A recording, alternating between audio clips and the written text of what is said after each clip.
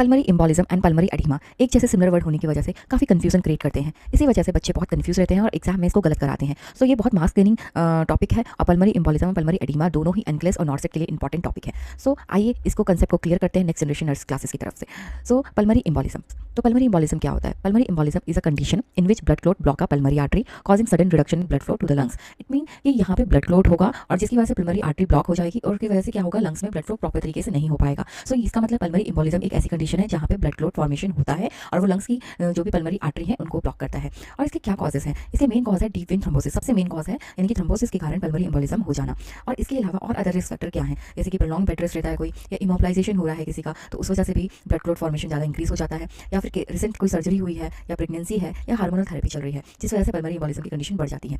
अब बात करते हैं पल्मरी एडिमा के बारे में। सो क्या होता है pulmonary oedema? So pulmonary edema is a condition in which fluid accumulate in the alveoli of the lungs leading to impair gas exchange and breathlessness. It mean कि यहाँ पे क्या हो रहा है, कलेक्शन ऑफ फ्लूइड हो रहा है और वो भी कहाँ हो रहा है, लंग्स की एल्वोली में, जिस वजह से क्या हो रहा है, जो गैस एक्सचेंज है वो इंपेयर हो रहा है और ब्रेथलेसनेस हो रही है। सो आइए इसके कॉजेस देखते हैं। इसके कॉजेस हैं लेफ्ट साइड हार्ट फेलियर होना, और लेफ्ट साइड हार्ट फेलियर होने की वजह से जो ब्लड का फ्लो है वो सीधा कहाँ जा रहा है, लंग्स में जा रहा है, और उसको फ्लूइड एक्युमुलेशन वहाँ एल्वोली में होना स्टार्ट हो जा रहा है। और अदर कंडीशन क्या है, जैसे रीनल फेलियर, उसमें भी फ्लूइड ओवरलोड हो जाता है, और बॉडी में ऐसी कोई भी कंडीशन जिसमें फ्लूइड ओवरलोड हो जाएगा। सो साइन एंड सिम्टम देखते हैं। तो पल्मरी एम्बोलिज्म और पल्मरी एडिमा दोनों में क्या डिफरेंशिएशन साइन एंड सिम्टम है? सो एम्बोलिज्म का मतलब था ब्लड क्लॉटिंग की वजह से और एडिमा का मतलब था फ्लूइड कलेक्शन की वजह से। सो यानी कि ब्लड क्लॉट की वजह से सडन ऑनसेट एकदम से हमारा क्या होगा कि सिम्टम्स अराइज होंगे। देन प्लूरेटिक चेस्ट पेन होगा, यानी कि सीवियर चेस्ट पेन यहाँ पे होगा, शार्प तरीके से चेस्ट पेन होगा, और हेमोप्टाइसिस होगा, यानी कि ब्लड में आपको स्पूटम में ब्लड दिखाई देगा। नेक्स्ट क्लियर लंग साउंड होगा, क्योंकि यहाँ पे कोई ऐसा फ्लूइड नहीं है, कुछ नहीं है, तो आपको आस्कुलेट करेंगे तो लंग साउंड आपके क्लियर आएगी। यही पल्मरी एडिमा की बात। तो ये धीरे धीरे स्टार्ट होने वाले सिम्टम्स हैं और इसमें डिस्निया यानी कि ब्रेथलेसनेस होती है, और पिंक फ्रोथी स्पूटम आता है। ये क्लासिकल साइन है इसका, पिंक फ्रोथी स्पूटम। ये क्या होता है, इसमें पिंक कलर का स्पूटम निकलता है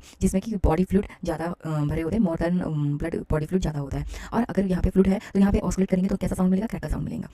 आगे देखिए पिंक फ्रोथी स्पूटम क्या होता है? पिंक फ्रोथी स्पूटम मतलब होता है इट इज अ पिंक टिंग, मतलब पिंक कलर का, पिंकिश होता है because it contain more water and less blood. Then hemoptysis, हमें पता है कि स्पूटम में ब्लड आना, ये प्योर ब्लड आता है, इसमें कोई भी फ्लूइड नहीं मिक्स होता है।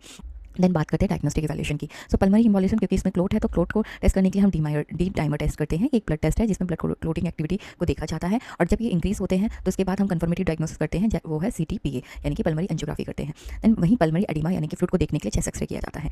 ट्रीटमेंट, क्योंकि एम्बोलिज्म है, क्लोट है, तो क्लोट के लिए हमारे ट्रीटमेंट होगा एंटीकोगुलेंट थेरेपी, इसके साथ सपोर्टिव हम ऑक्सीजन सैचुरेशन देते हैं, और देन सेमी फॉलर पोजीशन दिया जाता है। वहीं पल्मरी एडिमा में देखा जाए तो वहाँ डायरेटिक्स दिया जाएगा जो फ्लूइड को ड्रेन अप करवाएगा। इसके अलावा ऑक्सीजन का सपोर्ट के साथ साथ हाई फॉलर पोजीशन दी जाएगी जिसमें लंग एक्सपेंड होकर फ्लूइड को ड्रेन अप कराने में मदद करें। Then tip of the day क्या है कि there is a sudden onset of dyspnea और चेस्ट पेन, और साथ में हेमोप्टाइसिस हो रहा है, तो ये किसका कंडीशन है? पल्मरी एम्बोलिज्म का कंडीशन है। लेकिन there is a acute shortness of the breath, pink frothy sputum आ रहा है और क्रैकल साउंड भी आ रहा है, तो this is the condition of pulmonary oedema. So ऐसे ही इन्फॉर्मेटिव वीडियोस के लिए आप नेक्स्ट जनरेशन को सब्सक्राइब करिए, लाइक